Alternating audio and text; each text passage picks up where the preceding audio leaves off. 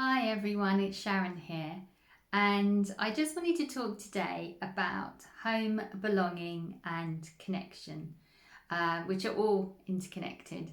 But when I'm talking about home, I'm really kind of talking about spiritual home. So for a lot of people who are healers, helpers, sensitive people on their spiritual path, childhood and family homes may not have been the most comfortable, most peaceful, or the most loving homes. And so we often think of our home more in spiritual terms and our spiritual home. And, our sense of belonging is also very much related to when we're younger. And at first, when we're small, we may not think the same way, we may not act in the same way, we might perceive the world differently, and we might feel that other people reject us for that, they don't understand us for that. And so often, those on the spiritual path, they often feel like there's been a bit of a sense of rejection or fear of abandonment just for being a bit different.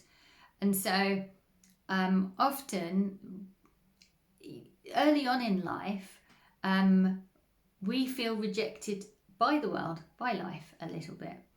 And then as we get older, we often look around us and we see people doing terrible things in the world, and maybe we decide we don't want to belong to the world. Maybe the human race is not so nice after all, and actually we don't really want to associate with them. So, often as an adult, we might even slightly want to reject the world ourselves. So there's quite a lot of rejection in that. There's quite a lot of sense of not belonging. And because of that, often people on the spiritual path don't have a great sense of belonging and know where they fit in the world. And, there is all people have a sense of wanting connection and belonging in a way. And what I wanted to talk about today is that there's actually a real difficulty in the language we use, and that's implicit in those words as well. And so I've reached this new understanding recently, so I want to really share this with you because it's really helped me, and I hope it does help you too. So the idea of a spiritual home really came to me just after I recovered from ME. So I'd recovered from ME, and I'd been recommended this guy who did some really interesting therapies by a friend of mine. And one of the things he did was to really kind of drill down into kind of finding what some of my core beliefs were about the world and what was underlying. Although I'd recovered, it was still very recent in my experience. I had a lot of unresolved things from when I was ill. So, really trying to drill down and see what was really underlying a lot of this stuff. And it was quite surprising what we found. What we found was right at the bottom of all of these feelings, thoughts and beliefs was a sense of I was just trying to get through life as quickly as I could and go back home, go back to my spiritual home. And I didn't even know it was there until we found it. It was quite a revelation to me at the time, but it really felt true. When we actually found it, I was like, actually, no, this is really true. I recognise this. And, if you looked at my diaries, and I have looked back at my diaries before I got ill, I was racing. I was racing through life, trying to have as many experiences and get through and get out on the other end. And I realised that wasn't, the right way to live, and that I should slow down, appreciate life, savor life. I have a purpose to fulfill in this lifetime. And, there was no rush and that I should really enjoy it for the gift that it is. So that recognition that that's what I was doing really helped me. But I hadn't really moved that idea forward until recently. And, except for the fact that, what most people call death in society, and they fear it quite a lot. To me, like when you die, you just get to go home, which is a great thing. So, that's the only difference for me, is that recognizing that my spiritual home is where I go home to, where I go back to. It's like, hey, brilliant. So I hadn't really moved this idea any further forward. I kind of thought, well, this is fine. But then recently I was sitting in meditation, and by now I'm quite used to the universe correcting me in my misunderstanding of language. This is quite common. This happens quite a lot. So I'm quite used to it. I kind of call it like spiritual grammar. I get my spiritual grammar corrected. And the grammar gets corrected because there's a misunderstanding implicit in language. So I quite like it. I find it quite useful. So I didn't think I was thinking in my meditation, but something must have come up, because then I heard the words, you can't go home, you are home. You can't go home, you are home. And that really, really has made quite a big difference to my understanding, because I recognise the truth in that.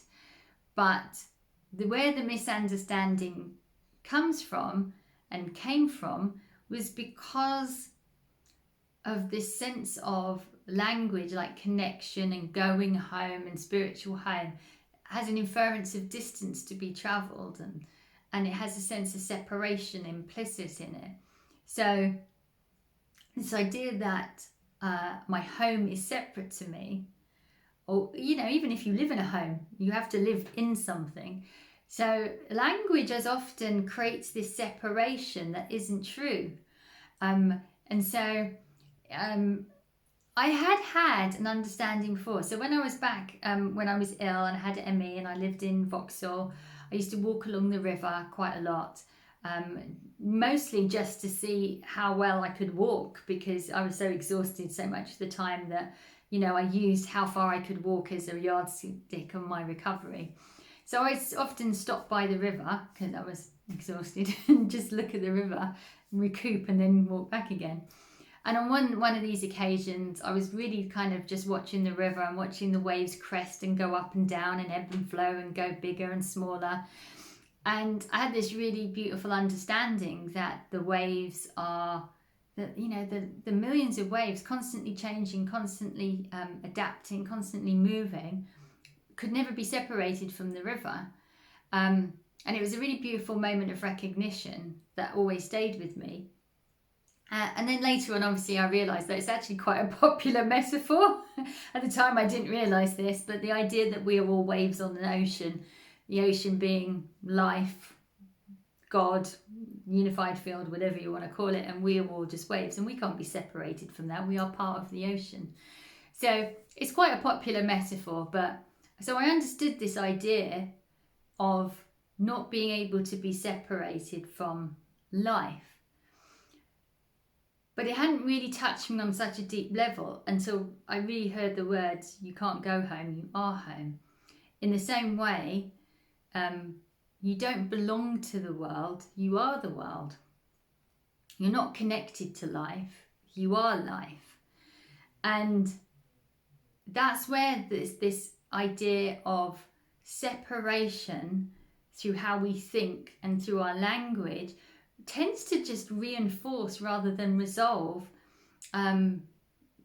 this sense of missing. Something's lacking, something, I don't belong, I don't fit, I'm not connected, I don't know where I am. How do I get there? How do I get to God? How do I get to home? How do I evolve more? There's a sense of distance, there's a sense of separation, and then there's a sense of distance, and then there's a longing to get to somewhere. And so when I sort of heard these words, you don't go home, you are home, it really had a huge impact on me, which is why I wanted to share this. And I already know this, and if you've seen some of my other videos or you work with me, then you also know that I'm a big believer in removing judgment out of our lives. And the reason for that is simply that our minds create separation through judgment. As soon as I say, I don't like that, or I don't like you, or you're different, it creates a separation. I create an other. As soon as your mind creates an other, that's separation created, right? And the mind loves to create judgment. It loves to create separation. It doesn't really understand this oneness thing. And so it's always kind of creating judgments all the time. And that leads to separation, and that leads to the pain of separation, because it's not really true. But judgment is kind of such a human, so weaved into the human condition. And that's because, you know, we're taught as a children to label everything. Now we have to label things in a way because we need to navigate the world, right? So there's no blame in that. But when we label stuff, that's a dog, that's a cat, okay, that's fine. There's no other implicit meaning in that. But then the mind goes, oh, I like cats, I don't like dogs, right? Now, cats and dogs are all in the world, right? It's included within the world. It's been created by the universe, right? In its beautiful form, right? But when we start to say we like, we dislike, we agree, we don't agree, that's good, that's bad, that's right, that's wrong, that's where the separation happens. And so once we start labeling things, we start judging things, then we identify with some things, we don't identify with other things and other people. And there's separation, and then we just get so used to this judging that we don't even notice we're judging. And then we wonder why we live in a world where nobody gets along. Right? So this is really important, and it's a really important practice. Non-judgment is a really important practice for many, many reasons. So we don't want to create a sense of separation, mainly because separation is a falsehood. It's not true. You know, all of life is, you know, when you talk about oneness, oneness is just all of life included. It's completely inclusive. There is nothing excluded from life. Everything's in it. And it's the universe experiencing itself. And the universe experiencing itself has no judgment implicit in that. It's just experiencing everything. It doesn't have a right and wrong, good and bad. But as humans and our human minds, we start judging everything. And that causes us a great deal of pain, because guess what? We're judging ourselves quite a lot. And then we're judging others. And they feel our judgment and they don't like it. And then they judge us back. And the cycle continues. So I'm a great believer in doing the work to not create judgment. So, you know, this separation, oneness doesn't have an opposite. It doesn't have an opposite. Oneness is everything. And the language that we use and the labels that we create and the things we identify with. And let me just say this, right? You're not supposed to, when I say like, you know, you are the world, we're not using identification. Identification is an ego mind trap, really, that we have to be very careful of. Because when we identify with something, can you see already, when we say with something, the with infers there's two separation things, right? There's me, and I'm identifying with something else. Now, me, Sharon, the small I, self, is a creation. It doesn't really exist. It's been created. The personality has been created from experiences, right? The thing behind Sharon exists. The big I, the capital I, the I am, that exists. But this is a creation that's going to have some experiences and then it's going to be over. So this is a creation, right? This is a false creation, if you like.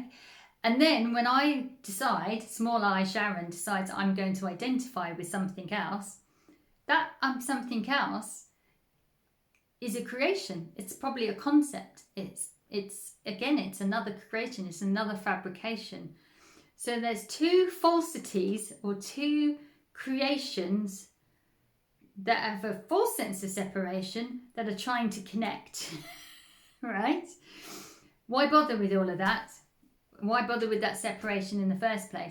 But the thing with identifying with something is that if I identify with this and then I integrate it into who I believe I am, the small I am, this is I believe I'm this, and you come along and you criticize that, you're not criticizing something over there, you're now criticizing me, and I don't like that. I don't want to be criticized.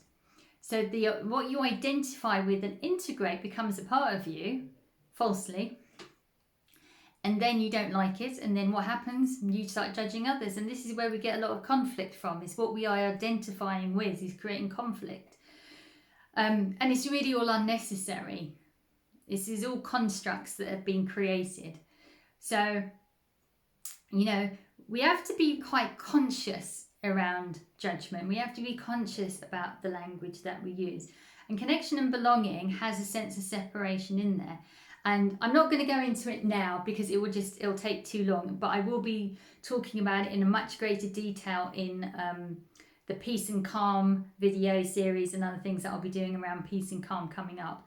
But, you know, essentially, one of the things that really stunted my meditation practice was that when I heard the word oneness, and we often say, oh, but we're all connected, everything in the world is connected. I, as an object, as a person, was trying to connect with other things because of the word connection. And that wanting to try and connect and feel that connection was a falsehood. So I kept failing at it. And it was frustrating me, something chronic, until I realized that connection is the wrong word. It's not the wrong word. It's the experience of isness, which is completely different. But because of language and because of my own understanding of what the word connection meant, it actually really made me really stuck in my meditation practice. So this is the reason why I think it's really important to look at how we are framing the world, how we are framing ourselves within that, and, you know, really work a bit harder at taking taking the bits that create the separation and trying to remove that, so that we don't fall prey to the mind traps that is created by that.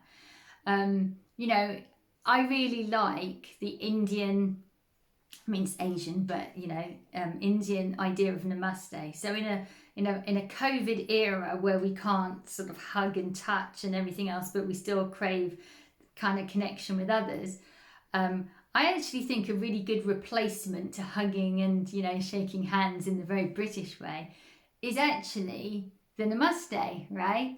Because, you know, in its nicest, most purest form, it's, you know, the sacred in me sees the sacred in you. You know, I bow to the divinity within you. And that is to try and take away the labels. That's what it's inferring. I'm seeing the truth of who you are, and I'm acknowledging that you are more than what is physically, mentally showing up. I'm gonna, you know, and I really love the Indian concept of the guest is God. It's like when a guest shows up at your door, you know, this is God showing up. And so you treat that stranger as God. I love that. There's some really beautiful concepts in the world that I think we should, you know, if we just adopted them, the world would be a much more beautiful place. But this idea that, you know, if we start to look for the divinity without the labels in everything, then, you know, we can start to really find a little bit more peace in our lives, a little bit more, you know, we don't belong to the world, we are the world. And that includes all the stuff we don't like in it. The not liking it is the judgment. The not approving is the judgment. And yeah, people don't act really lovely and beautiful all the time, but that is just life playing itself out and learning. You know, there will be a time where, you know, we're going to be evolving. You know, everybody and everything on this planet is constantly evolving. Right now, it needs some help. It needs some help to evolve, but we don't need to judge it while it evolves. We just need to help it to evolve and help ourselves to evolve. And we do that through understanding and love and kindness. We don't do that through judgment and separation. We can't do it through judgment and separation. It's impossible. So that's my offering to you today. I hope you find it interesting. I hope you find it helpful. It's a little bit high concept and it might sound a bit abstract, but it's just this latest understanding that I've received. And I think if we can adapt our thought structures to try and take out all of this unnecessary separation, I think we'll find that there's a great deal of peace and joy and community and everything else underneath that. So Thank you very much for listening, and yeah, namaste.